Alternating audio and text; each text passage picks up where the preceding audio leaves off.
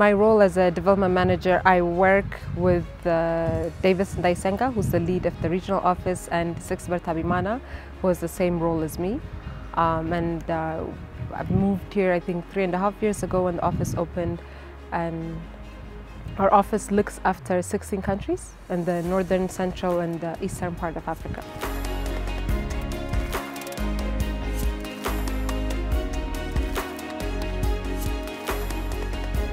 Well, there are a lot of projects that are going to come to light soon. We'll keep you updated in the developments, but just to give you an example of some of them, there's a facility in Uganda, the Kadiba facility, that is almost nearing completion.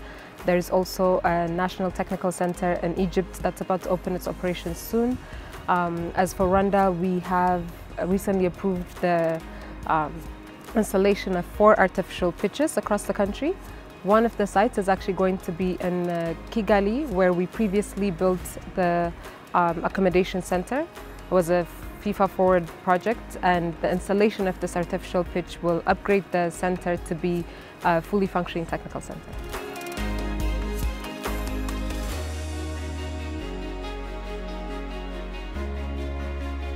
So there are a lot of challenges, of course, across different challenges that we face across the countries. But some of which we have a common encounter across all of them. One is being that the members don't have sufficient resources outside of what FIFA is providing. So to tackle this issue, what we do is we find innovative ways, for example, to support our members and getting valuable commercial partnerships with other stakeholders to increase their revenue and resources.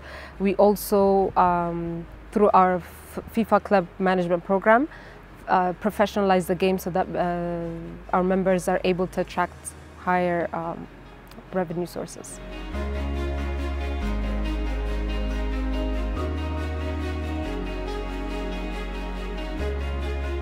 There are a lot of ways we provide direct and indirect support to the local federations, clubs and associations. One example of a direct support would be the FIFA Club Professionalization and Management Program.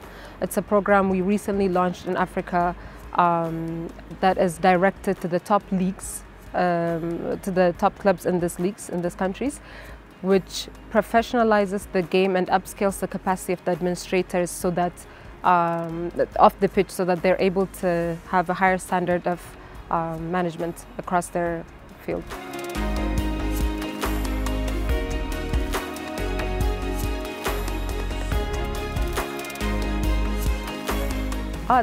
There's quite a lot.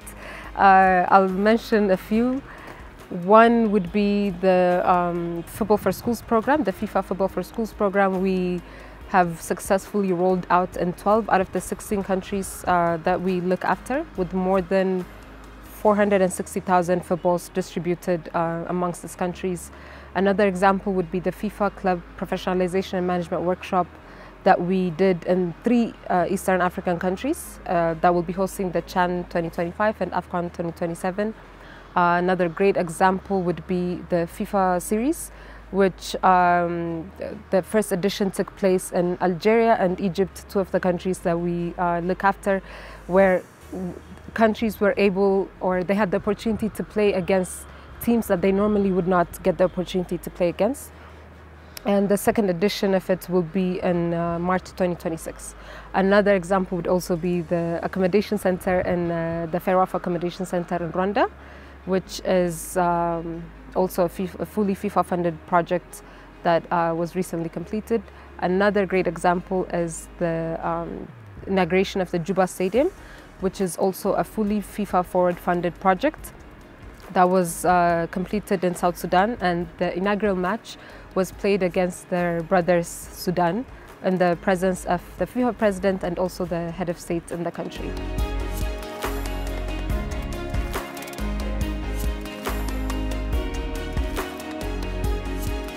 We have good collaboration with the local governments and also external stakeholders, and we strive to continue to have this great relationship with all of our stakeholders to ensure that there is high impact in the development programs that we deliver in the countries.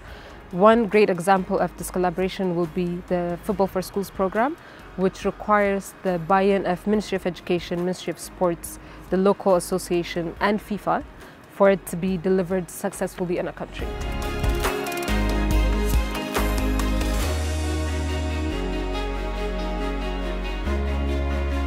Future plans in Rwanda and within the region. First off, to mention Rwanda. Rwanda has been selected as one of the 5 pilot countries within Africa for the mini pitches project, where several mini pitches will be installed in schools across the country. Another future plan would be we are actively working. Currently, we have, I think, around 70 projects that we've completed so far, with a dozen more that are in progress of being completed.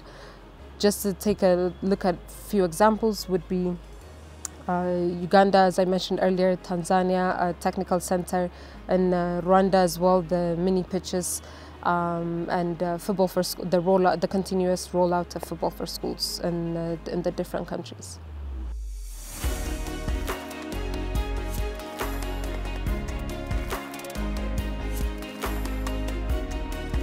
Women's football specifically is one of the key development focuses for FIFA, and because of that we have a specific women's football development program that we have, which has 13 sub-programs in that umbrella, such as women's football strategy, capacity building, league development, coach mentorship, and so forth. And a very specific sub-program as well is the Women's Football Campaign, which is a program that is dedicated for young girls and women to increase their participation levels, to increase the visibility of the sports, and also make it accessible to all of them as well.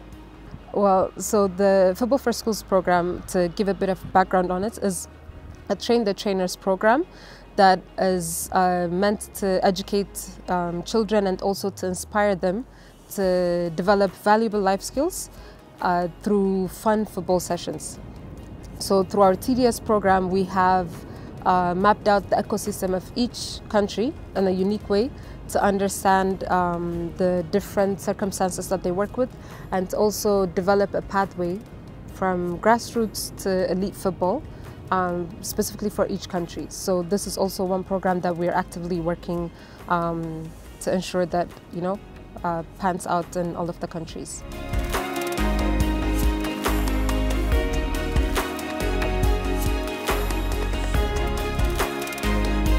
So let's say a message to them, I would say to all the young football players or aspiring football players, would be to never doubt their potential, to always embrace every lesson they learn on the pitch and off the pitch, and to really use that as a motivation to go further in life. For the young girls that are also aspiring to be in the football community, and whichever capacity, could be players, coaches, referees, sports journalists, in any capacity within the sports development, I will highly emphasize the message that this sport belongs to them as much as it does to anyone. So let that be a fuel for their determination to continue being a part of this beautiful journey, and to really embrace football for all of that it is.